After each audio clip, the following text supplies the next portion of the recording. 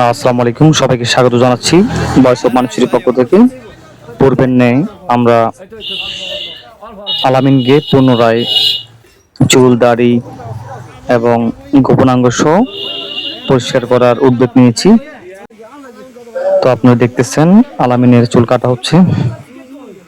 একটা স্বাভাবিক মানুষের প্রতি সপ্তাহের মধ্যে ন্যূনতম একবার বা দুবার চুল কাটা হয়। সেক্ষেত্রে আসলেই দীর্ঘ ১.৫ যুগেরও বেশি মানিকছড়িতে আলামিনকে বিভিন্ন জায়গায় দেখা যাচ্ছে, বিশেষ করে মাদ্রাসা স্কুলের সামনেই, রাস্তায়, বাজারের মাঝখানে।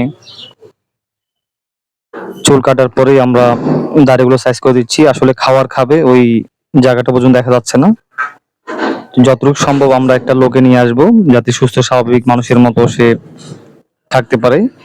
হাতের নখ থেকে শুরু করে পায়ের নখ এবং গোসল সবকিছুই আজকে আমাদের এই ভিডিও দেখতে পাবেন। নখগুলা কাটা যাচ্ছে না, নখগুলো আসলে খুবই বড় হয়ে গেছে। বড় হয়ে যাওয়ার কারণে একটু কষ্ট হচ্ছে, আর পাগলের পাগলামি বন্ধ হচ্ছে না।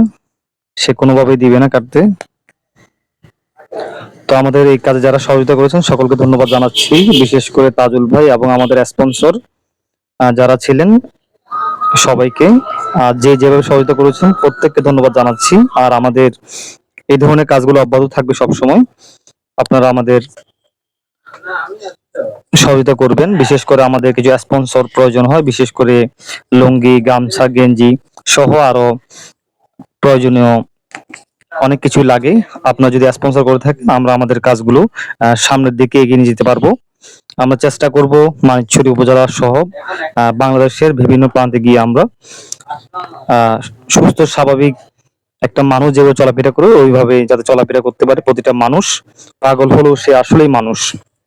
এবং আমরা দেখতে পাচ্ছি যে সে জোর জোর করা লাগতেছে কাজ করার জন্য।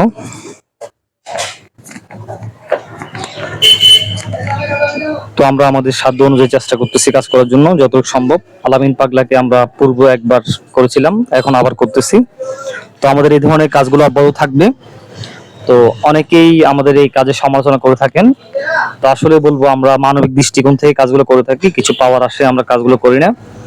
অনেকে এই ধরনের বলে থাকেন যে পাগলের সাথে আমি পাগলামি করতেছি, কেন পাগলকে কাটতেছি। আসলে পাগল হলো তো সে মানুষ। আর আপনারা হয়তো অবশ্যই জানেন যে পাগল বিভিন্ন দোকানে, রাস্তাঘাটে, বিভিন্ন জায়গায় চলাফেরা করতেছে। পাগল থেকে কিন্তু দুর্গন্ধ, ময়লা, আবর্জনা এগুলো ছড়াচ্ছে, ছোঁয়াছুঁই রোগের মতো করে এগুলো বিভিন্ন জায়গায় যাবে। তো আমরা জানি নিজেও পরিষ্কার থাকতে হবে, অন্যকেও পরিষ্কার রাখতে হবে। আর বিশেষ করে সে পাগল হওয়ার কারণে ওর ওর পরিবার পরিজন ওর সাথে কিন্তু থাকে না। তো মানুষ মনে করে আমরা আসলে কাজগুলো করে থাকি। আসুন আমরা মানবিক দিক বিবেচনা করে, মনুষ্যত্বকে জাগ্রত করে আমরা মানুষের জন্য কাজ করি। আমাদের মৃত্যু অনিশ্চিত, আমরা যে কোনো জায়গায় মৃত্যুবরণ করতে পারি। মৃত্যুর আগে হলেও আপনারা কিছু ভালো কাজ করে যাবেন যাতে মানুষের উপকার আসে, মানুষের ক্ষতি করবেন না। আর আমাদের এই ভিডিওগুলা আপনারা শেয়ার করে দিবেন।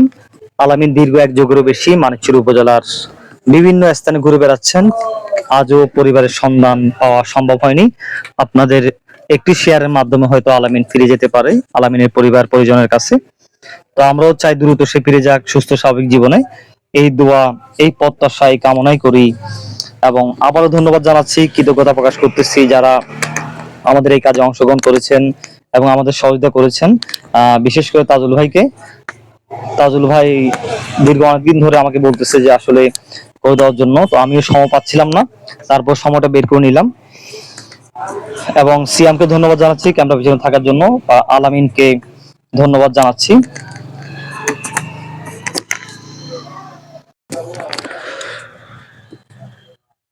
চুল কাটার পরে মোটামুটি শান্ত হয়ে গেছে।